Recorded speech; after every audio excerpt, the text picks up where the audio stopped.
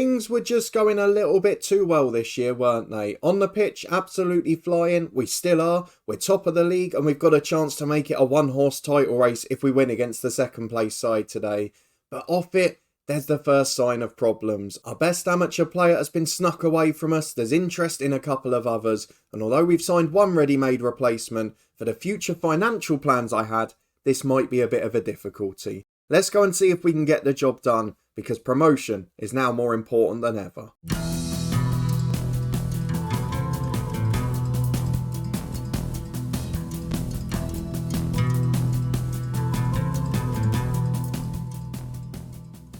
Yes, hello and welcome along to part 14 of Lifting Spirits with me, Daniel. We are back today with a top of the table clash. 4 points separate us and Dollingstown in second. If they win it, they'll be within a point of us. If they lose it, we'll be 7 ahead. And that might be job done. I know that's wishful thinking this early on. Tobermoor United dropping away, Myola Park flying after stealing a signing from us. But despite that, we have had some troubles off the pitch. A big player out, a big player or two in, but is it going to work in our favour? In the short term, I'd imagine we've probably improved, but losing longer term stars, we talked about it before, is going to be so important. So if you're looking forward to finding out what's gone on, you're more than welcome to predict who's gone down in the comments. Then please do put a thumbs up on the video. Subscribe for daily FM23 content and look for all the other links in the eye above. There is a very tense moment coming in the head coach later today. Do not miss it. It is one that is going to be save defining. But in the meantime, we've got a lot to focus on here because off the pitch, as well as on it, things have been pretty busy. So we're going to start with transfer news because there's been a big player leave the club. And if you haven't got your predictions in now, you're going to have a spoiler in a moment. But I'm almost disappointed despite the fact we've got the things done we wanted to. We've got in a top striker. We've got in upgrades in other positions. And we've also got McGill back now to work in the mentoring group. So things look pretty good. But the thing we talked about at the start of this save when we were setting up was filling the club's objective of getting young players in, getting them on contracts and then selling them with a big sell-on clause to get profit. That was how our club was going to work. So many good clubs do it. However, we are not in a position yet to offer contracts, semi-pro or professional. And that means we're losing players for free. And as a result, we have lost the greatest young prospect at this club, one who I was delighted to find earlier in the save, for nothing. Because the big boys have swooped and we can't compete. So let's go and have a look at the transfers. There's a few ins, there's a few outs, and we'll start with a released player. Because yes, there's been another short-term stay here. And this is the man, Jim O'Hanlon on the right of midfield, who was actually first choice at the time, and still would be if he was here now, ironically, has been let go. And it was to sign a player who then rejected us for Myola Park. Because we didn't have any wage budget free, we had to take calculated gambles. And this is one of those that has not worked out at all. So O'Hanlon played all right for us, 5 league games, couple of cup ones. He would still be the best right winger at the club, but we've lost him. We have been able to get in a couple of very good players as a result, but not the one we wanted and not the one that could have played this position. So it's a reprieve for Brian Healy of sorts. What it does mean though, is we have had a little bit of wage budget free. And after we lost another player at the start of January, we've had even more. But before that, the one that got away, because I was so excited when I saw a great player finally pop up in our scout reports that could play up front, that could play on the right wing, the positions we were a little bit short. However, you can see his name highlighted there as someone who was shortlisted. Mikey Place, who had played against us for Ballymena a couple of times, had opted to go to Myola Park. And the issue is, they can offer a bigger appearance fee than we could. Our maximum is 120, 130 a week. He's on 190 there. The goal bonus is big. We can't compete. However, he would have been the solution. What a striker. What a winger. He was 4.5 star by our scout reports. And I'm still holding up hope because if Myola Park don't get promoted and we do, I'm going to go straight back in for him and get him on a contract because he's good enough for the championship. I know it. But a really good sign that our scouts are finding that type of player. And there are a couple of more near that level that we have brought in. But firstly, we have to reflect on one we've lost. We've seen the one that got away from outside the club. Now let's see the one that got away from inside. Because if we go to all transfers, at the start of January, almost as soon as the window opened, our under-18 international, the man flying the flag at national level for us, Bobby Harvey. The first signing of the summer was poached by Larne, the moneybags of Northern Ireland in recent years, but a very good side with a very good infrastructure. He'll improve there. I'm hopeful we might get him back on loan, but at the moment, doesn't look like we can do it. Says they want him to play with higher quality players. We'll see if it changes on deadline day, because we haven't replaced him, and we haven't got any money to do so.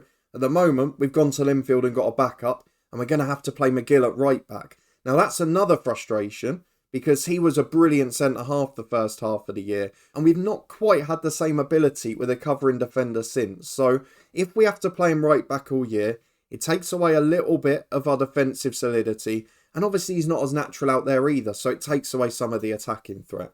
But Bobby Harvey is a massive loss. 170 quid a week, a pro contract, he can't turn it down. He has been replaced by no one directly, but these players coming in to make up for the fact he's gone. They're all behind my head, so you're going to have to wait for the big reveal. Daniel McGill is the returning man. Now our first choice right back who can't cross a ball, who's got poor positioning, was a really good covering defender with his pace. But let's be honest, his stardom is not about his quality. It's about his personality. He's leading the mentoring groups. Even the 1 month he wasn't here, the decline in some of the others was mad. So seeing him back, leading the group, if we can keep him here for 3 or 4 years, even as a squad player, having that model citizen in the club, when we're trying to bring through youth players and get them in the team, when we're trying to bring in under 18s and develop them, it's priceless. He is an absolute gem for us at this level. It's such a rarity to find in the lower echelons of the game. And he's the man, so we stick with him. Daniel McGill is in, we knew about that one. But what about the 3 since? Let me get the loanee out the way from Linfield quickly. Kai McCormick we've looked at before. He's not great. He can't really defend. He can't really attack. But he's got a bit of pace, he's got fitness, and mentally he's okay. Middle of the road. So he comes in just in case we get an injury to McGill, because we saw that cup tie last episode. We literally didn't have a right back. And if McGill gets injured again, it's not like we've even got a good youth team player at right back. One of the few positions we didn't get a competitive player in the intake. So we have to have someone else. He's come in. He's only listed as a fringe player in the loan offer we made to Linfield. So I'm hoping they won't recall him even if he doesn't play. But I'll try and put an effort in, even in one of the intermediate cups or something, just to give him a bit of game time. The other 2, though, are big first team players. And one is a position we've been looking for all season. One is a familiar name from Northern Irish football. There's a big upgrade in a position we've actually done okay this year. So let's start with a striker.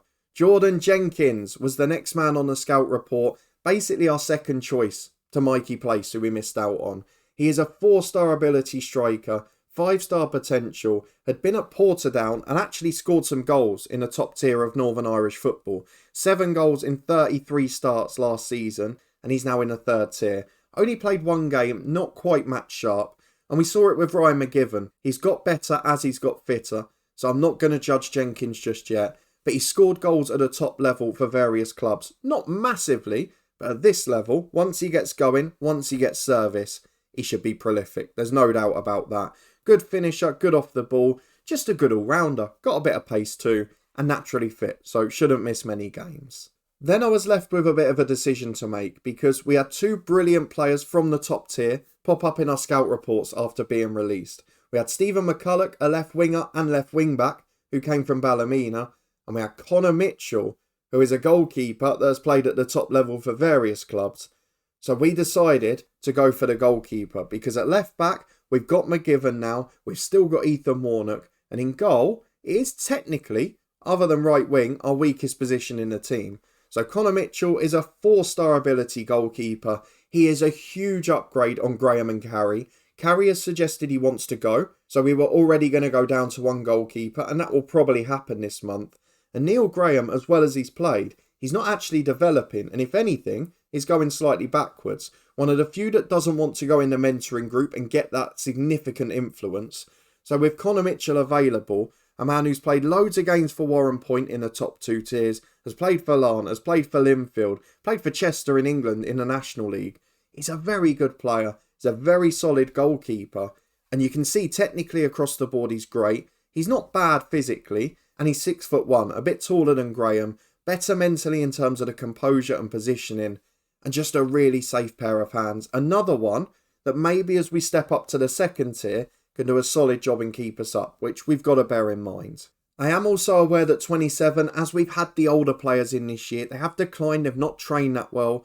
But Mitchell, to be fair to him, for a goalkeeper, he's not old. He's still got potential to grow into. If we can get promoted and then get him on a contract, I think he'll do well. Bit worried about the one determination, but that's a small blotch on a very good record. Let me know what you think of those signings, because I think they're leaving us in pretty good contention for promotion, as is the fact that we've been incredibly consistent. Let's go and have a look at the schedule for what's been going on, because since you were last with me, we have produced 3 of the most boring victories you will ever see. We didn't really have much of the game. In a lot of them, we relied on breaking teams down, being patient till later in the match. But 1-0, 1-0, 2-0, clean sheets, good defensive stability, and nicking the odd chance. It's perfect. It's the sign of champions. Now, the first game, Crewe United, didn't so much display that. We went 1-0 up early in the second half with Jordan Shearer, but nice to see us scoring rather than conceding at that point of the game. And then late on, we took a barrage. They had 2 goals ruled out for offside. Sharvin scored both of them, who we looked at before, but we got through it. We won 1-0. The second game was a proper champions moment. Against Knockbrader, look what happened. 92nd minute, at the back post, Keelan Reid on loan from Linfield, rose to the corner and headed into the far stick. 1-0 win, a game we were dominant in but couldn't break them down. But in the end we nicked it. What a moment that was. And then 2-0 against Queen's University. Again late goals. Levingston with 10 to go popped up with a good finish. And Ryan McGivern, set piece in stoppage time, popped up at the back post. His first goal for the club. And his first real superstar moment in terms of performances. He is declining a bit, but he's here to get us over the line this season. If he's not good enough for a contract at the end of the year, that's fine. If we can keep him, great, but I'm not going to worry about that. We need to get the job done. And this Dollingstown game, probably before the split and before Tobermoor United in April, is the most important moment. So let's go and get into it. A big game at the top of the table. Will the gap be 4, 7 or just the 1 point at the end of this episode? Well, the board and the fans expect to win. They expect us to basically wrap up promotion. Let's go and see if we can do it. Time to pick the team. Will the goalkeeper make a debut? I think he will, but let's go and find out. Well, one of the factors we've had this season as we return to run through our team is stability. I've tried not to make too many signings, even as new players have come in. I've tried to integrate them through reserve games. You can see Mitchell and Jenkins. They've both played 2 reserve games. Jenkins has obviously played 1 game in the first team too, and they've built their fitness up to a decent enough level. But otherwise, it's been a real stable core. The 2 centre mids, or in fact that midfield central 3, hasn't changed all season. Reid, Farquhar, basically been solid throughout with McGill. I mean, those 3 have been in the back 4 nearly every game. And Withers has been a constant on the left wing. So it's only really 2 or 3 little upgrades or downgrades in Healy's case as the season goes on. Healy is one of those that's wanted at the moment. Could be the next young one to leave the club. But overall, we've got a really strong side. And touch wood and fingers crossed, we haven't had many injuries. It's something we've talked about in this game a little bit, particularly in our streams. It seems that all of the injuries, or almost all of them, are training based this year. So where we've been playing with semi-pro or amateur clubs, we're not getting that many because they're not training much. Whereas where we've played with a professional club on stream, we've been getting absolutely tons of them. So it is pretty realistic in that regard. If you're not training as much, you're normally fit. So let's go and have a look at the 11 for today. I'm trying to prioritise permanent players over loanees where possible. So Shearer's on the bench ahead of McKiernan. McCormick misses out for the likes of Warnock. But overall, it's still a pretty strong squad. Neil Graham maybe considers himself unfortunate. He's played really well this year, but he's not the man to take us over the line. And he's not progressing. So we'll try and get him some youth team football, play him in the cups. And maybe he'll become a superstar by next season.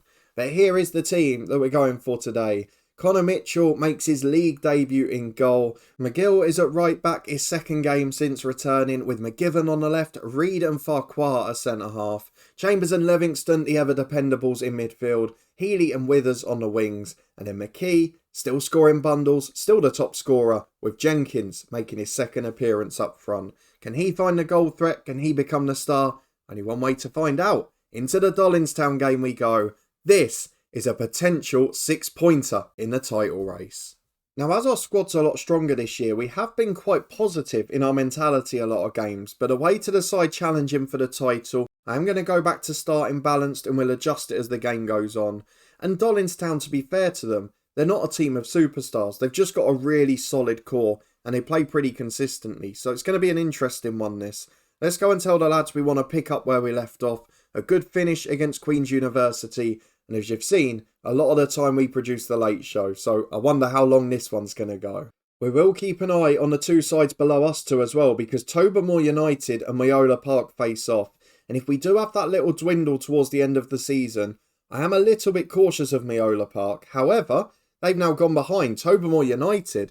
It could really tighten up today, in fairness. If they win and Dollingstown win, it'll be 5 points separating all of us and 1 point separating the top two. Certainly not over, as Jenkins is put in by Healy. Got to be a chance for his first goal, and he takes it comfortably. Jordan Jenkins, that's what we've been looking for. A striker that wants to run in behind, and he's cool, composed, and quick enough to get away. He's got all three. He scores the opening goal. I think it could be a very big signing. As we come down the left-hand side, Chambers from Withers. Back to McGivern, into Withers. Lovely ball to McKee. Oh, good challenge. Cleared away downfield. Can we win the header with Reed? We can. We look a bit bigger, a bit stronger as well. As Withers is put in. Brilliant run. Really good finish to wrong foot the keeper. Maybe went down a bit early. Thought he was going to play far post. And Withers just tucked it in the near stick. 2-0 up. We're looking ruthless. And this is a classic away performance. If we win this game, I don't think there's any excuse not to win the title. And as we've been discussing in the comments the last few days, as Farquhar heads away, we'll come back to that because there's danger. McConnell on the left, they've got 5 in the box. Ball into the back post, Withers up. Big clearance out to McCulloch. Another cross in though, up to the back post. And it's headed in. 2-1, it's not over yet. This is more like the start of the season. No clean sheet today, goals galore. But I've talked about the importance of promotion this year because we have got so many of those original players on amateur contracts for nothing. And as they leave, we can't replace them because we have to pay everyone else an appearance fee. And with that situation at the moment, we aren't going to have a stronger squad than this. When Warnock goes, when McVarnock goes, when those players off the bench go, Shearer, Lynch, another two, we can't bring in replacements, not for free. And we haven't got the budget to get a new one. So they are going to be players we have to be very careful of. I'm trying to keep giving them appearances off the bench. I'm trying to keep them involved because we're not going to have a stronger bench than we have this year. At the moment, we're doing enough with our starting 11. We're 2-1 up with an hour gone. Tobermoor United are pegged back. That game is 1-1. Probably a good result for us. But let's start to think about changes because 20 to go. It's superstition time. There's a highlight. I'm going to wait. McGill throws in on the right to Healy. Chance to cross from Levingston. Jenkins up, misses it. Withers down. Hits the post. It's gone in. Oh my word, what happened there? That is one of the worst own goals I've seen all year. I just assumed the danger had passed. I'm going to have to watch it again. What on earth happened? I thought Withers' shot had hit the post and gone out, to be honest. But let's have a look. Hits the post. Bounces across goal. Oh, Hollywood's hit it off his own defender, McKeown.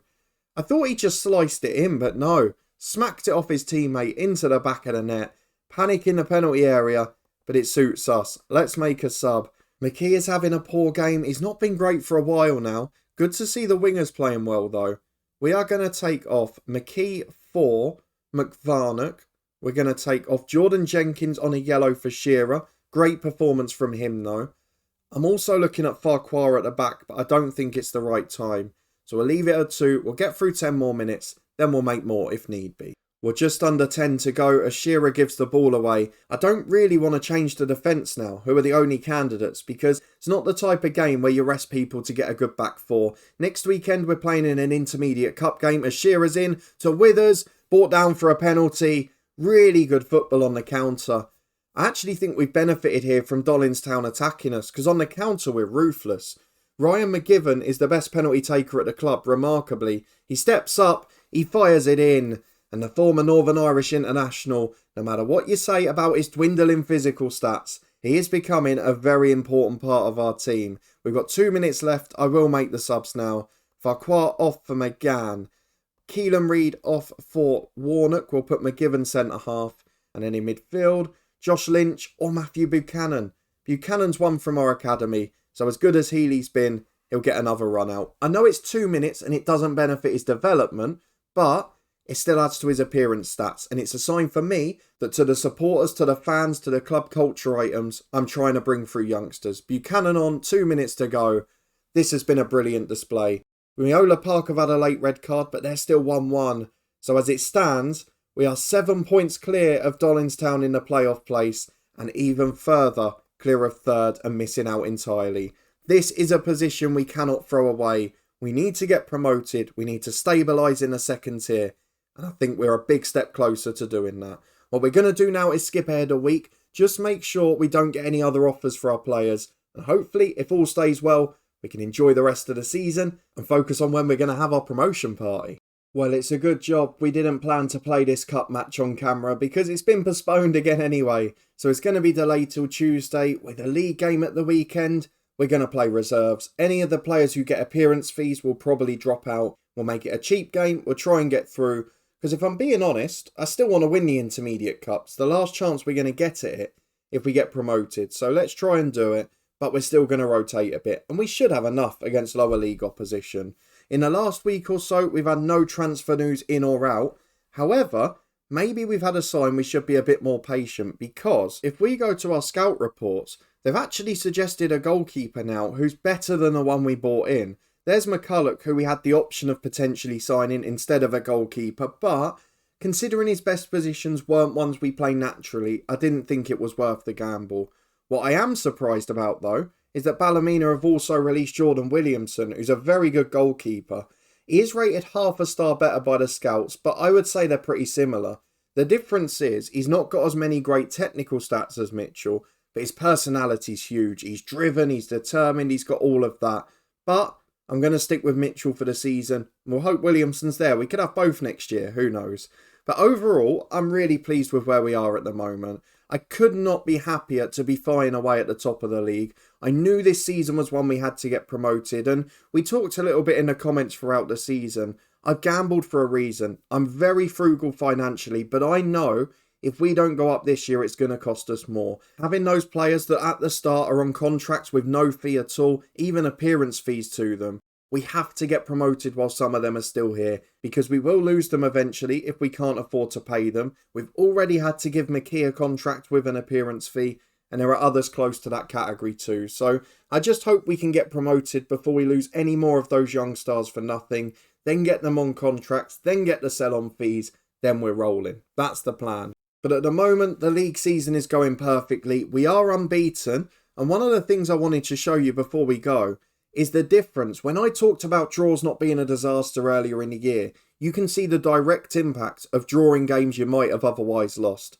Dollingstown won only one game less than us, but they have not drawn a game. They've lost all of the rest. We, though, instead of losing them, have picked up dirty draws. And although we've been ugly to watch at times, that is the difference at the moment. That is the reason our goal difference hasn't suffered. That is the reason that we're 7 points clear. And long may it continue. That's what I say. Let's go and have a look at the schedule for when we're next going to be back. We're going to leave it a while. Depending what happens in the cup, and if we get a big draw in that, we might come back slightly earlier. But the plan is the final game before the league split.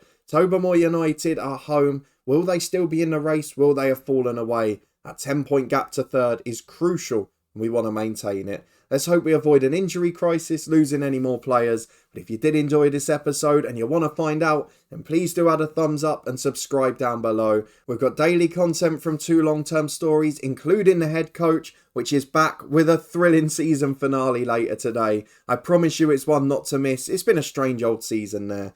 There's also a link to the Twitch channel in the eye above, where we're live almost every single day. And of course, plenty more links to save ideas and other videos across the channel. But thank you for watching as always. Your incredible support is appreciated. I'll put the head coach playlist above my head now. You want to make sure you're up to date, because today is an absolute cracker. I'll see you here tomorrow. Fingers crossed, it's a promotion party.